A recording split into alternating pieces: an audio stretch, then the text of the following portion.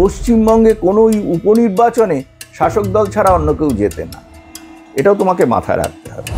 বিজেপির পেছনে যে একটা হিন্দু কনসলিডেশন হচ্ছে, সেই হিন্দু কনসলিডেশনের একটা সুফল বিজেপি পাচ্ছে। তারা তৃতীয় নয় দ্বিতীয় জায়গায় উঠে এসছে এবং অনেকটাই ডিফারেন্স হয়েছে। কিন্তু পশ্চিমবঙ্গে তো ভোট হয় না। প্রথমে হচ্ছে ম্যানিপুলেশন হচ্ছে ভোটার লিস্টে, তারপরে ভয় দেখানো।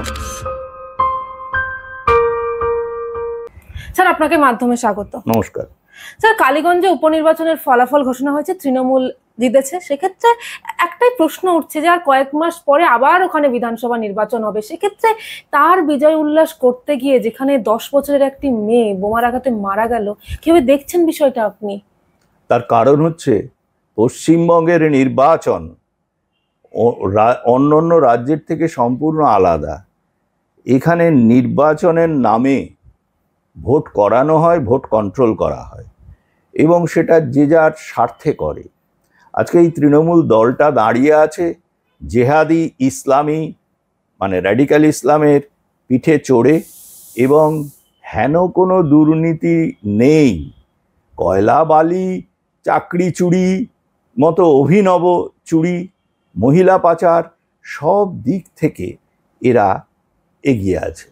এবং পুরো প্রশাসন, আমি বলছি মানে রাজ্য প্রশাসন কমপ্লিটলি তৃণমূলের এই দলটার কাছে আত্মসমর্পণ করেছে, যার ফলে আমরা কোনো জেহাদি রাষ্ট্রে বাস করছি না ভারতের একটি অঙ্গরাজ্যে বাস করছি, মাঝে মাঝে আমাদের ভ্রম হয়। তো এরকম অবস্থাতে এই ইলেকশনের পরে এখানে এদের একটা টেস্টের ব্যাপার ছিল তৃণমূলের, অন্য কিছু না। যেখানে 57% মুসলমান ভোট, সেখানে তৃণমূলের জয় নিয়ে কোনো দুশ্চিন্তা ছিল না।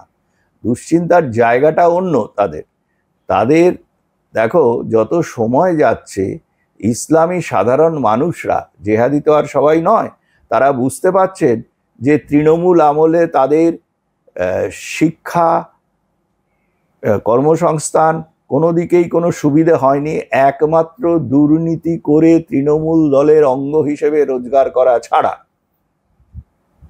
সব মানুষ তো আর সেটা পারে না। তো যার ফলে একটা সেকশন, একটা অংশ ইসলামী মানুষদের শোনা যাচ্ছিল যে তারা নাকি অনেকটা সরে গেছে অন্য বিরোধী দলের দিকে। কংগ্রেস হতে পারে, সিপিএম হতে পারে, সেটা বড় কথা নয়। তারা তো একসঙ্গেই লড়ছে এখন, হয়তো ভবিষ্যতের নেক্সট ইলেকশনেও লড়বে। তো তা বাদে আরেকটা দেখার ছিল যে হিন্দু ভোট কতটা কনসলিডেটেড হয়। আমি মনে করি যেটা চটিচাটা সংবাদ মাধ্যম, তারাই তো এখন পশ্চিমবঙ্গ জুড়ে দাপাদাপি করছে সংবাদ মাধ্যমে, তারা খুব একটা বিপুল জয় অমুক তমুক করে লাফালাফি করতে পারে। কিন্তু আমার জায়গাটা অন্য। সেটা হচ্ছে যেহেতু মানে অনেকে বলছেন যে বিজেপি হিন্দুত্ববাদী দল অমুক তমুক, এইসব কথার কোনো মানে হয় না।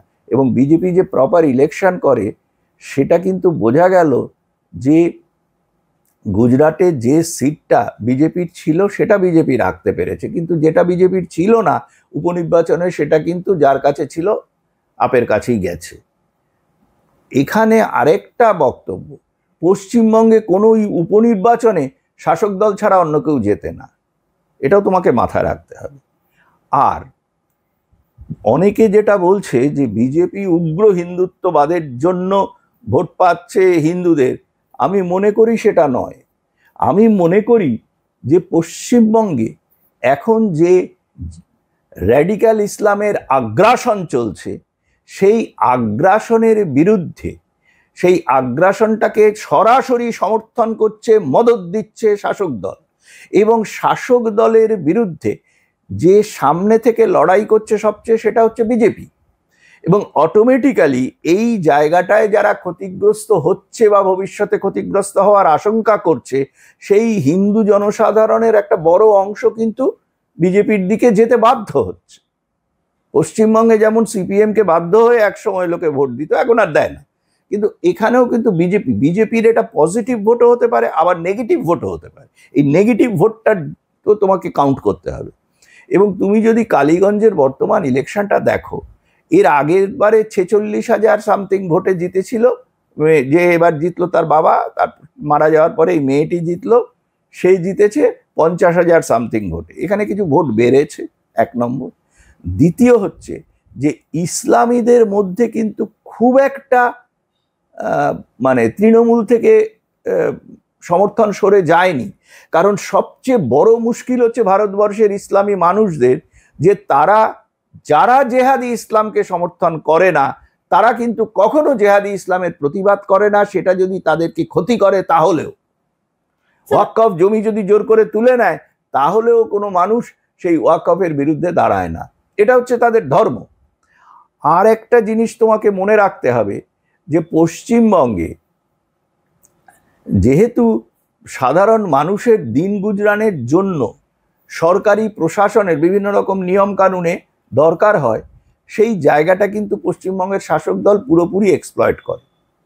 এবং সেই কারণে যে হিন্দু ভোটের, আমি তোমাকে একেবারে এক্সাক্ট ফিগার বলে দিচ্ছি, যে এই যে ভোটটা হলো, সেই ভোটে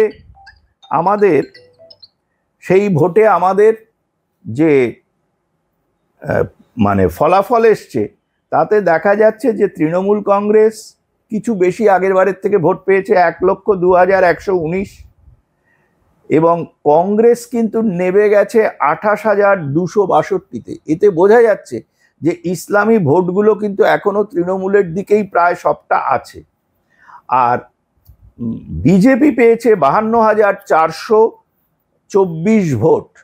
এখানে তোমাকে একটা জিনিস দেখতে হবে, বিশেষ করে হিন্দু প্রধান ওই 15 নম্বর রাউন্ড থেকে 23 নম্বর রাউন্ড, টোটালি তোমার হিন্দু যে সব মানে মেজরিটি ছিল, সেই হিন্দু মেজরিটি জায়গাগুলোতে সমস্ত বুথে বিজেপি লিড নিয়েছিল, একটা বুথ বাদে, জাস্ট একটাতে।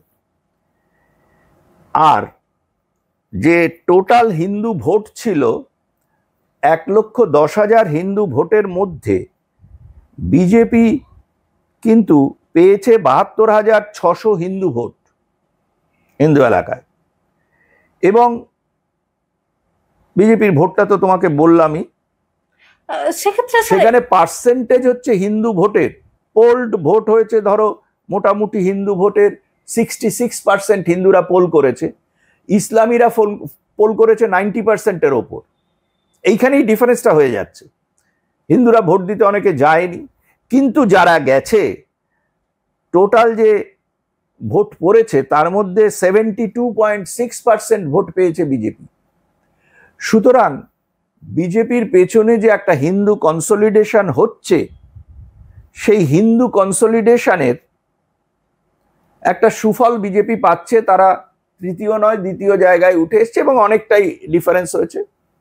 যদিও কালীগঞ্জের মতো মুসলমান অধ্যুষিত এলাকা এটা সাফিসিয়েন্ট নয়, কিন্তু একটা যেটা মানে ভোটের প্যাটার্নটা দেখা যাচ্ছে, যে পশ্চিমবঙ্গের যে 294টা আসন, সেই 294টা আসনের মধ্যে প্রায় 90টার মতো আসনে ইসলামীরা ডিসাইডিং ফ্যাক্টর।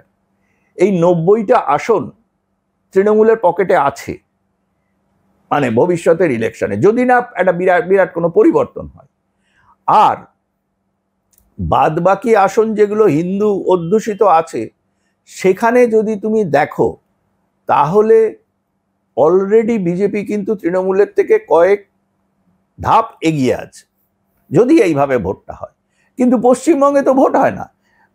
প্রথমে হচ্ছে ম্যানিপুলেশন হচ্ছে ভোটার লিস্টে, তারপরে ভয় দেখানো, তারপরে ওই সিআইএসএফ যে আসে বাইরে থেকে, অনেক রাজনৈতিক নেতা লাফালাফি করে, কিন্তু আমরা নিট রেজাল্ট দেখি তারা সঙ্গের পুতুলের মতো কাজ করে। কোথাও কোথাও তৃণমূলের সমর্থনে হয়ে যায়, কোথাও কোথাও তার সক্রিয় বিরোধিতা হয় না।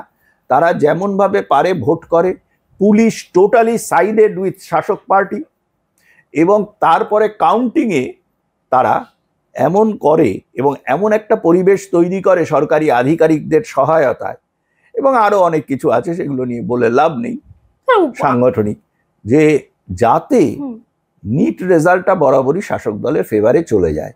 এখনো কিন্তু সেই অবস্থার পরিবর্তন হয়নি। একটা যেটা দেখা যাচ্ছে যে হিন্দু ভোটের কনসলিডেশন ধীরে ধীরে শুরু হয়েছে, কিন্তু হিন্দু ভোটাররা ইসলামী ভোটারদের মতো ভোটটা যে তাদের নৈতিক দায়িত্ব, সামাজিক দায়িত্ব, অস্তিত্বের দায়িত্ব, সেই বোধটা হিন্দু ভোটারদের সকলের আসেনি।